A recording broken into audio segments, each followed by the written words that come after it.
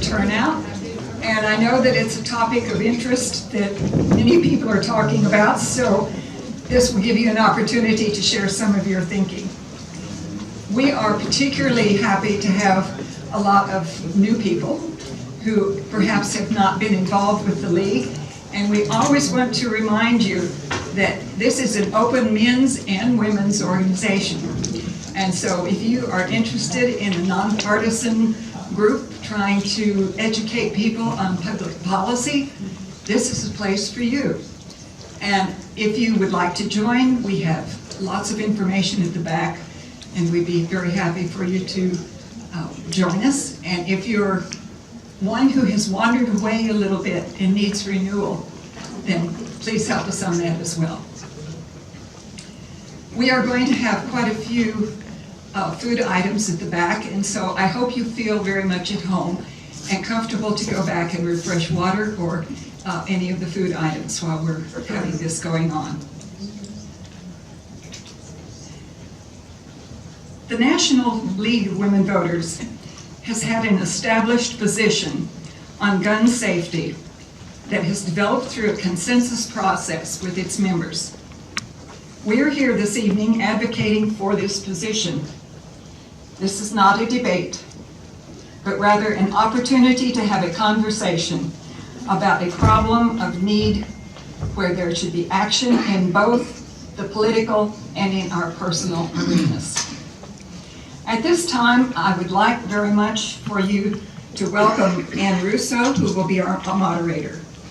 I would like to have you know that she is already a very active community advocate and volunteer, and she's currently focused on health issues, and we consider gun safety to be a health issue.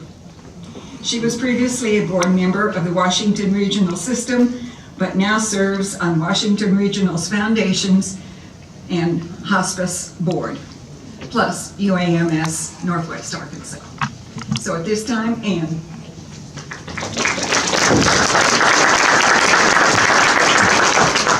Thank you, Joyce. It's so wonderful to have you all here. Thank you for being here. I just wanted to start off with a quote by Carolyn O'Hara. She's the editor of The Week magazine, and she says, quote, again, "We once again took part in a distinctly American ritual, cycling through the shock, the sadness, and the cynicism accompanying a mass shooting. The half-life of these tragedies grows ever shorter as the country collectively acknowledges, a little faster each time, that little is likely to be done to prevent the next massacre. We cringe at the footage, we look for some explanation into the shooter's background, and mourn for the dead, but we move on knowing that we'll be here again before too long. The time between these mass attacks is now measured not in years or months, but in weeks and days. As defined by gun attacks in which 4 or more people are shot, Las Vegas was America's 337th mass shooting this year. That was 35 days before this week's shooting at Sutherland Springs. And there have been countless other deaths through suicide and domestic violence and all sorts of gun accidents that we never make the headlines. So this forum is designed to bring us all together, hopefully better educate ourselves about gun safety, the subject of gun violence, and hopefully we can walk away with some very specific action plans. So as we look at these posters in front of us, and we were trying to come up with the format for the panel, we were really asking, what do we want our society to look like? What are some tangible ways that we can make a difference? And how do we break the narrative of let's learn to deal with this or learn to live with this? And finally, how can we turn around the proliferation of guns? So I'm hoping that we'll hear the answer to these questions and the questions that you have as the audience in the next hour or so. And it's with much great pleasure that I introduce our fantastic and esteemed panel. I'll start on the left. First elected to Arkansas House in 2010, Representative Greg Letting is currently serving Fayetteville for a 4th term. From 2012 until 2014, he served as House Minority Leader.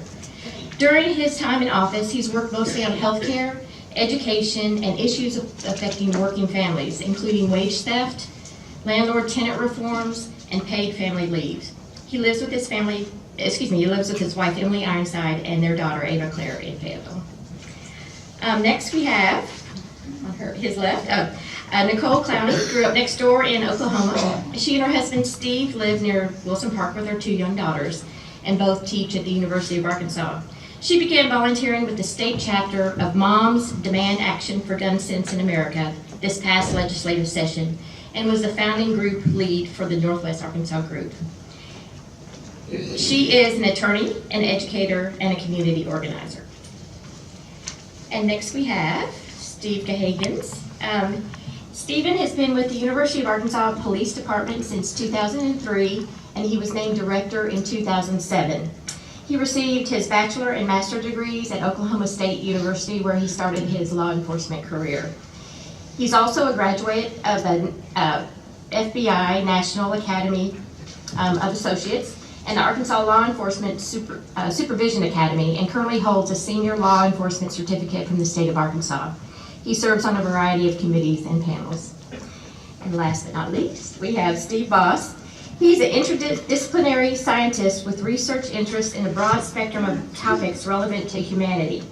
His scholarly research spans subjects from system dynamics of global agriculture to natural resource dynamics to gun violence in the U.S. During the past 3 years, he's conducted focused research to develop a profile of collegiate homicides in the United States that will soon be completed in a book entitled Sanctuary: The Case for Gun-Safe Colleges. He obtained his doctorate in the University of North Carolina, Chapel Hill, and he's been affiliated with higher education for 40 years. So, with that, I think we'll go ahead. Each of our panelists will start off with some opening comments.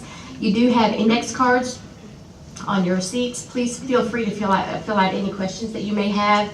A couple of the league members, if you'll just hold them up, they'll collect those throughout the whole period of time that we're talking. And anyway, we'll start off with Greg. Oh, there we go. Good evening. I'm Greg Letting. It's an honor to be here. Thank you for the invitation. I do come armed this evening with my wits, charm, and impeccable sense of humor, which are all I've ever really needed. I'm supposed to talk a little bit about the law itself, but I thought in doing so I would provide a brief recap about how we got here. I don't want to assume everybody knows. I also thought it would be instructive to kind of shed some light on the legislative process and hopefully provide some lessons for the future of this particular issue. So you might not know, but we've been fighting this for 6 years. The bill's sponsor, when he first got into office in 2011, filed a bill, never made it out of House committee.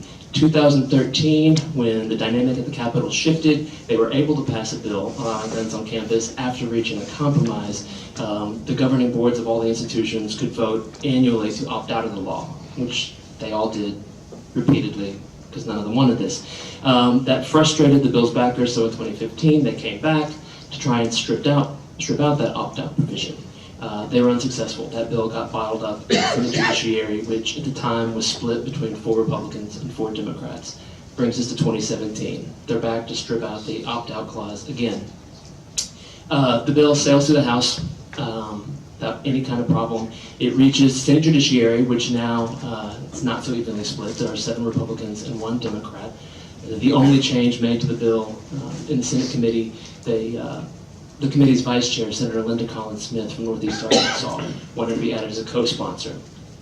So they amend the bill to add her, and it goes to the Senate floor, at which point I figured the game was over. I told a lot of people before this session started that we really only had one chance to stop this bill, and that would be if it got directed to the Senate Committee on Education. It did not. Once it reached the Senate floor, I thought that was it. I was wrong. And I know my wife would have really loved to have been here to hear me say that. But that's where the fun got started, because there were a lot of Republicans who still had some concerns about this bill, including Governor Hutchinson. And it just so happens that his nephew, Senator Jeremy Hutchinson, is chair of the Senate Committee on Judiciary. So he introduced a hostile amendment on the Senate floor, which just never happens. This amendment, among other things, would require a minimum of 16 hours of training in order for a faculty or staff member to carry on campus. Democrats saw this as a win. They teamed up with Republicans in the Senate to pass the bill over the objections of the bill's sponsors. The bill got re-referred back to Senate Judiciary, at which point there are more amendments because the NRA is upset and so are the bill's backers. So a third amendment is introduced and discarded. A fourth amendment is introduced that changes the training requirement instead of at least 16 hours up to 16 hours, which theoretically could be 0 hours, and also opened it up to everybody, but they did set an age limit. You had to be at least 25. Committee passes the bill, goes back to the Senate floor. It passes. They made a mistake, though. They've got to change. It's either a shall to a may or a may to a shall, so they have to amend the bill. That's the Fifth Amendment, if you're keeping track. So it's got to go back to Senate Judiciary. Comes back to the Senate floor. Everybody's pretty upset at this point. It's been a long time. There's still people who are upset with where the bill stands. A Sixth and Seventh Amendment are introduced. The Seventh Amendment lowers the training to up to 8 hours, which again, theoretically is 0. Although the proposed rules that are out there are 8 hours of training, 6 hours of coursework, and then 2 hours of proficiency on the field. Does away with the age limit, so you could be 21 years old. And again, this opens it up to everybody. You don't have to be a faculty or staff member. And you can carry a weapon just about anywhere now. The bill would allow you to carry a firearm, if you have this enhanced license, into bars or churches, unless they explicitly post signage prohibiting firearms. Just about any public building, with a few exceptions, courtrooms, correctional facilities, public schools. And so the bill passes, it comes back to the House concurs on all of the Senate amendments, and it goes to Governor Hutchinson, where it sits for a couple of days, because he's still under considerable pressure from Mom's Demand and opponents of the bill. And we begin to wonder, like, what's going to happen. Predictably, though, about a week later, the governor signs the bill into law at a press conference with the NRA and the bill's backers there. The very first question after he has signed the bill comes from a reporter asking about Razorback football games. Because now you can take a gun to a college athletic event, which was a first for the NRA, and one reason they were so excited to have this particular piece of legislation. New frontier. And the governor's response was that, well, that's not that big a deal because there are no magnetometers at Razorback Stadium. People could already be taking guns in there for all we know. But very quickly that afternoon, things began to blow up. For a number of reasons, the NCAA and the SEC have taken notice and are pretty upset. But also, not everybody in the legislature realized what they had just done. I go back to the House chamber that afternoon before session, and I sit down next to my Republican colleague that I very much admire, and he's scrolling through Twitter, and a local TV station is reporting that guns are going to be allowed at Razorback football games. And he elbows me, and he's like, "We didn't do that." Well, I didn't, but y'all did. There were a lot of legislators who didn't realize that they had just voted to allow guns in football games, daycares, a lot of places. Because things had just changed so rapidly. There have been so many changes to the bill. There are all these different drafts out there, all these different rumors. And plus, this is one of about 2,400 bills that were filed this session. It's kind of difficult to track things, even under the best of circumstances.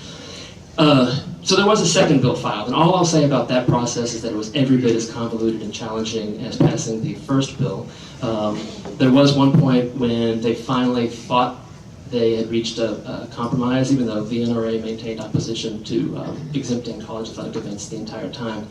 They were never going to get it done without votes from our caucus. And so at a meeting, I used my outdoor voice to try and convince my colleagues that this was the only point in this process that we had any leverage, and we should not bail them out of this situation without being able to whittle away at this law, get something out of this.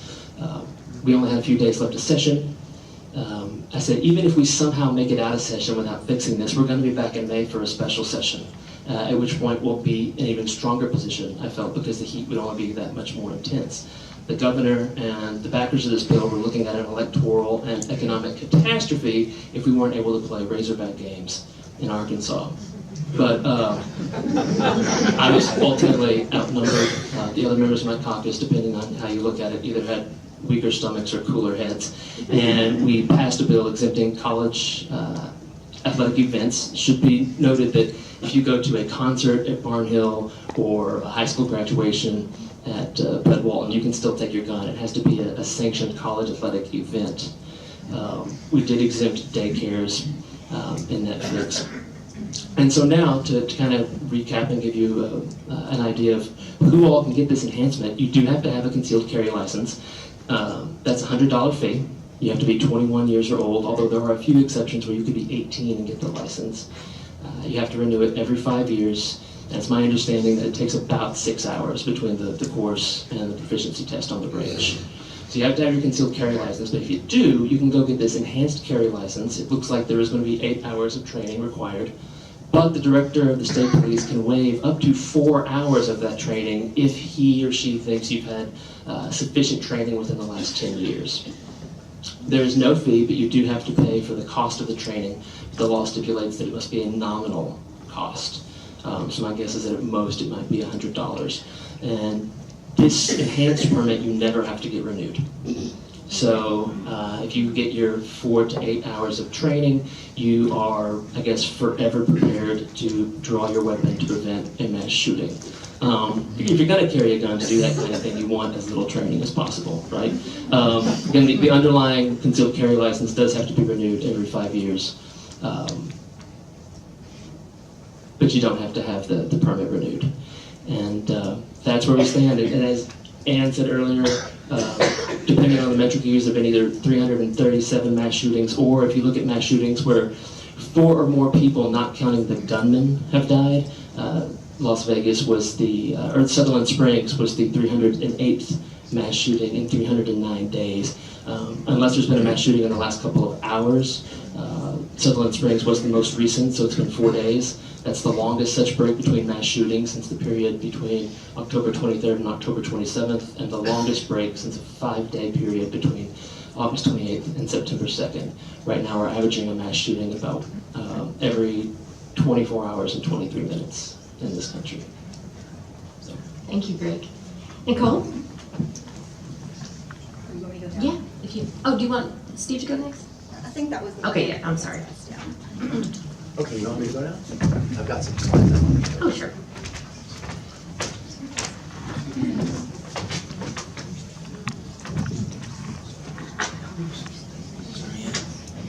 Okay, so thank you all for being here tonight. I'm Steve Boss, and my role on the panel tonight is to provide you with an overview of the magnitude of gun violence in the United States, just to give you a sense of what's really going on out there. So I've got a few slides I'm just going to run through, because I don't like to just talk about numbers. I like you to see numbers, because I think seeing them has a lot more impact than just hearing them. But the United States is a nation that is awash in guns. The best estimate we have is that there's at least 107 guns for every 100 people in the United States. So more than 1 gun for every person. And that includes children, right? There's over 37,000 supermarkets in the United States, over 27,000 Subway restaurants, over 15,000 McDonald's, and 139,244 licensed firearms dealers in the country. So you can get guns in this country pretty darn easily. And I think we all know that. And there's actually ways you can get guns without going through FFLs as well, federally licensed firearms dealers. And that's an issue that needs to be fixed. Every year in the country, there's more than 100,000 people who are shot. More than 32,000 are actually killed in those shootings. About more than 20,000 of those are actually suicides. More than 11,000 are murdered. And the rest of those, whatever's left over, are police-involved shootings or negligent deaths due to negligent discharges of guns in various places. But these gun deaths cut across every single demographic. Nobody is spared in this country. Toddlers get shot almost daily in this country. Children shoot siblings almost daily in this country. Husbands and wives get shot. People get shot in public places all over the country every single day. It's unrelenting warfare out there in this country from gun violence.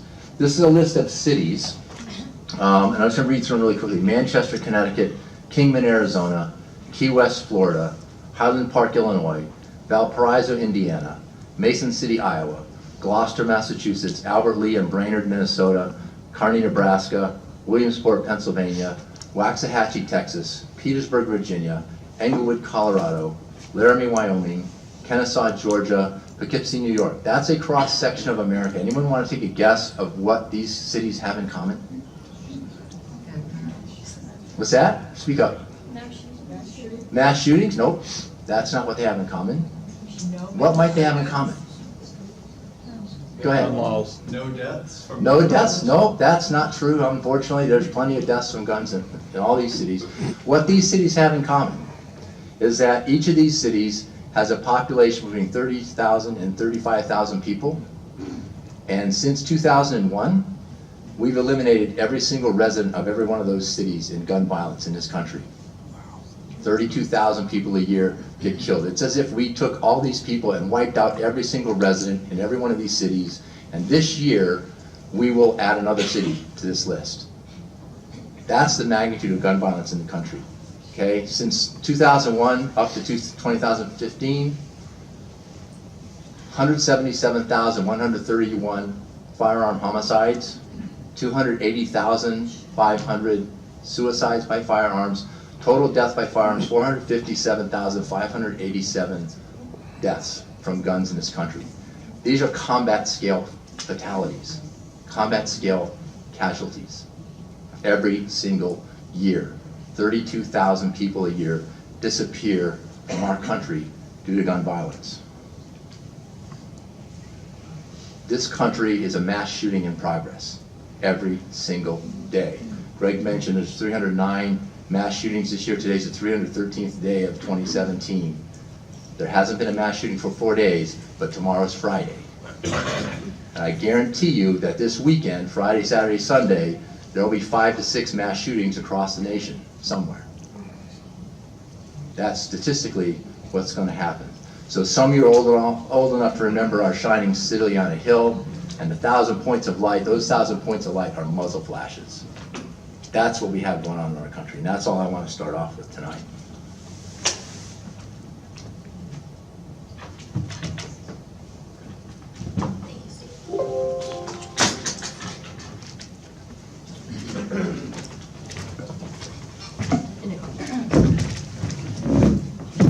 Thank you, Steve.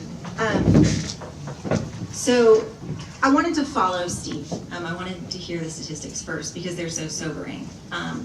Because it's a much better job that I have than the one that Steve had to do, unfortunately. Because I get to give you the good news. First of all, let me say that Representative Letting was giving me a hard time for having my materials up here. But I'm a lawyer and a teacher, so you can pry my paper and my red pen from my cold dead hands. So I'm gonna have it. But I just want to say thank you for having this event, first of all. Daily somebody says to me, and I guarantee you a large percentage of folks in this room are thinking, look, this is a problem. We get it, we agree. But really, what's the solution going to be? The quote that Ann read at the beginning of the panel sort of said the same thing. We know nothing will happen. The gun lobby is just too big, they're too strong, they have too much money, they have too much sway. What's the point? If there's one thing I want you to take away from my participation tonight, it's that we do not have to believe that lie. We do not have to believe that lie. Believing that lie